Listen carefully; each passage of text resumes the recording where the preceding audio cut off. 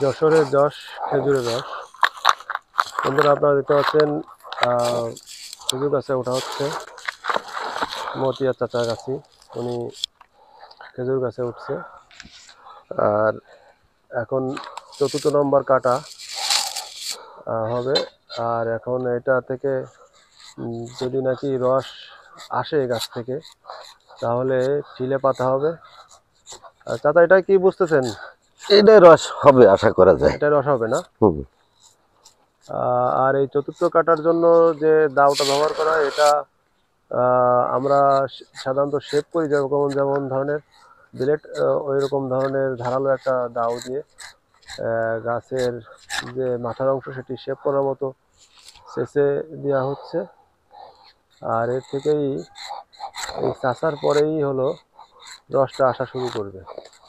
আর এই যে গাছটা আমরা দেখতে পাচ্ছি, এটাই আশা করা যাচ্ছে হয়তো রস আসলেও আসতে পারে। মতিয়া চাচা যেটা বললো, এটা রস আসার সম্ভাবনা আছে। এখন দেখা যাক, বাকিটা আল্লাহ ভরসা।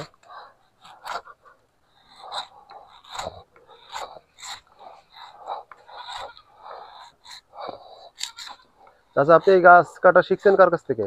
আমার আব্বার কাছ থেকে। আমার আব্বাই গাছ কাটতো। আপনার বাবার নাম কি ছিল? সৈয়দ আলী গাজী। ওনার বাড়িও কি আপনার এই আক্তারপুর? হ্যাঁ, আক্তারপুর।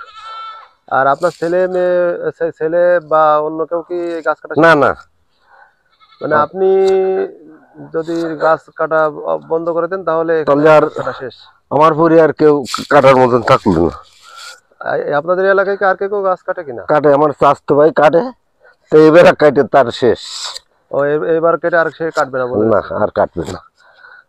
গাছই এরকম বিলুপ্ত হয়ে যাচ্ছে, তাহলে তো একটা এমএ রস না, ধরেন আমার দুটো ছেলে। হ্যাঁ, বড় ছেলেটা বিএ পাস করে, ছোট ছেলেটা আইএ পাস করে, তারা তো এই গাছের দ্বারাও আসবে না, আসে না।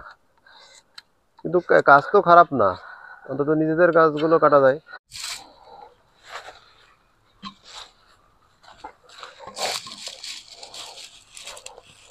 বন্ধুরা দেখতে পাচ্ছেন মতিয়া চাচা গাছে উঠছে, খেজুর গাছে। কিছুক্ষণ আগে এই গাছটা কাটা হলো, এখন চিলেটা পাতা হবে। চাচা অবশ্য চিলেটা নিতে ভুল করে ফেলছিল, ওনার স্মরণে ছিল না। এই চিলেটা পাতা হলো, আর সকালে ইনশাল্লাহ আমরা দেখব এই গাছ থেকে রস পাওয়া যাচ্ছে। সেই অপেক্ষায় থাকলাম। আপনারা দেখতে থাকুন, আমাদের সঙ্গে থাকুন।